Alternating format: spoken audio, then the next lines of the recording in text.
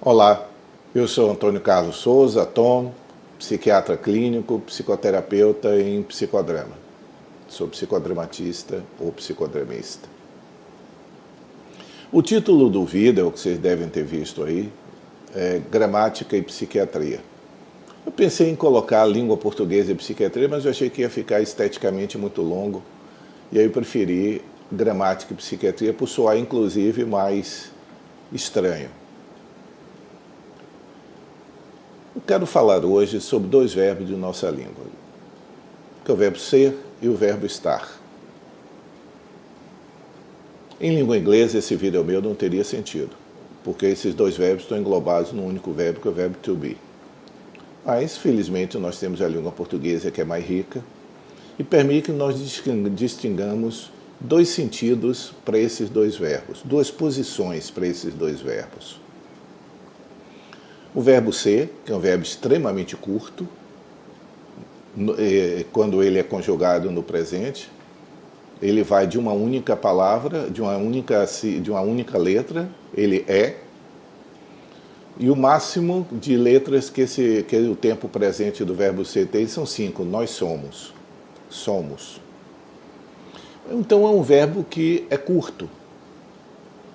Eu sou, tu és, ele é. Nós somos, vós sois, eles são. Um verbo que vai de 1 a 3 ou 5, 4 e 5 letras. O verbo ser é um verbo que denota a nossa existência. Ele só pode ser conjugado quando a consciência humana começa a aparecer em nós. Eu sou.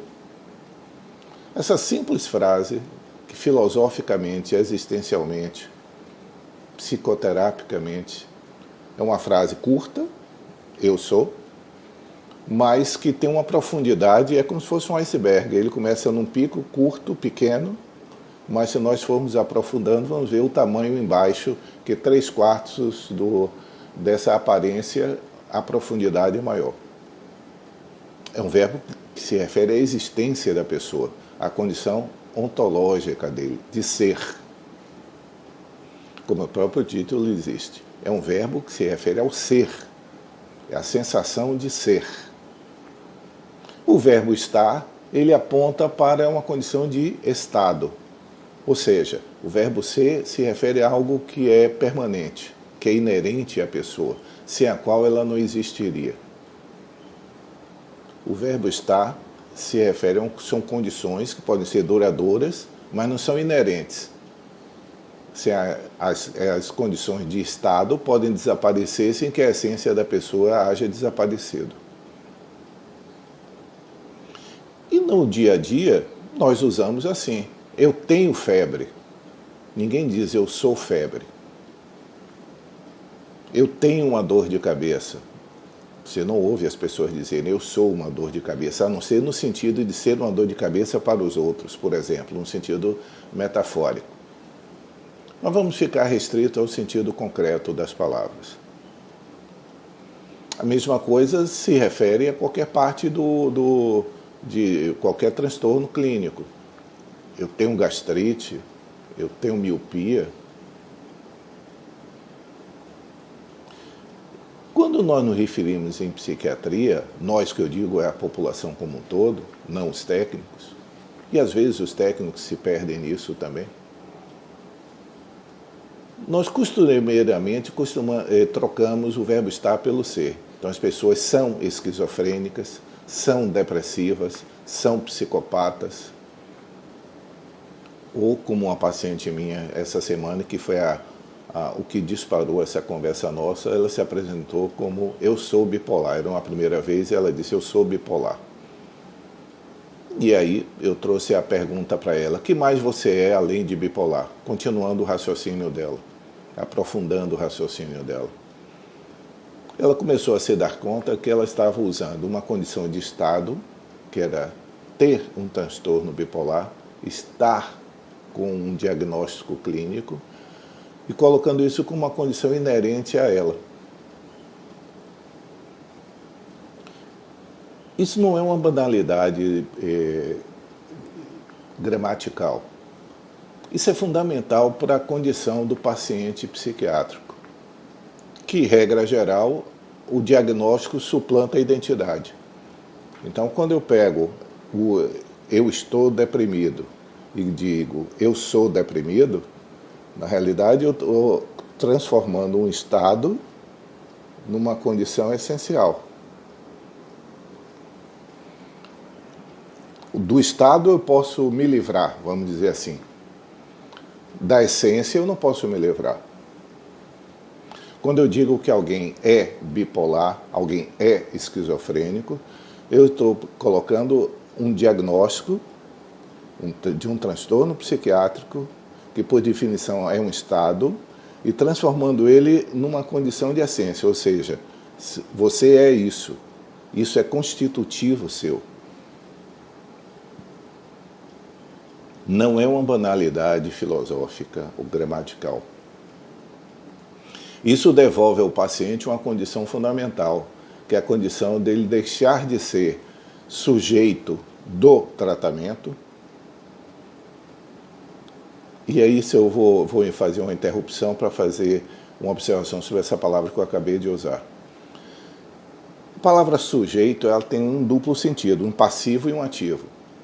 Estar sujeito a, estar submetido a, estar sujeitado a. Ser sujeito de transforma essa pessoa de objeto passivo para ela ser o agente principal da sua própria vida. Então, quando eu sou sujeito do meu tratamento, significa que eu sou o gerente do meu tratamento com o suporte do meu terapeuta, com o suporte do meu médico. Mas eu sou o sujeito do meu tratamento.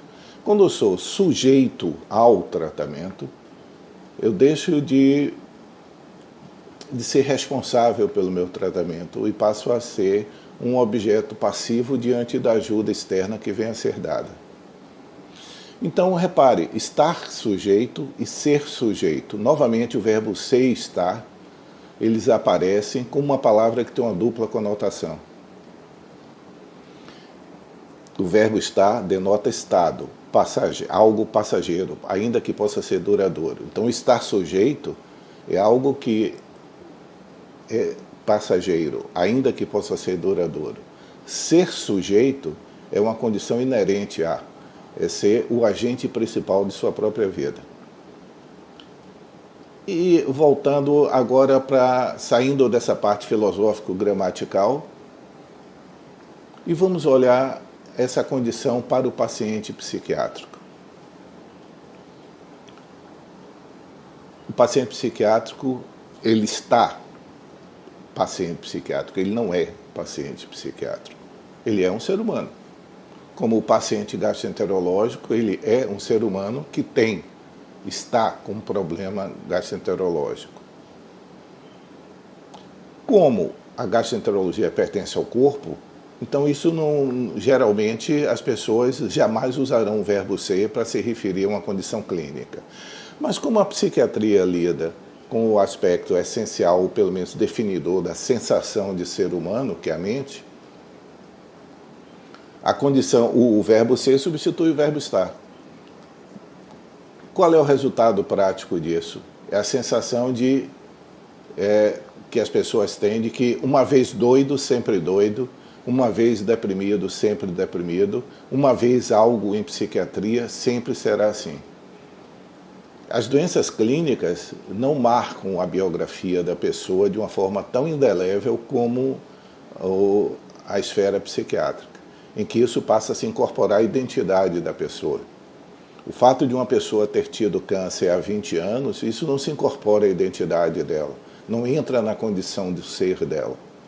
Mas o fato da pessoa ter tido uma internação psiquiátrica, ter submetido a um tratamento psiquiátrico, a partir daí, esse dado entra na biografia dele, entra na condição do ser dele, deixa de ser um estado, que portanto passageiro, e passa a ser gravado indelevelmente na biografia da pessoa.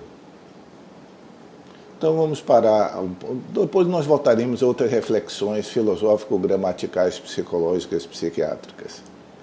Ok? Tchau.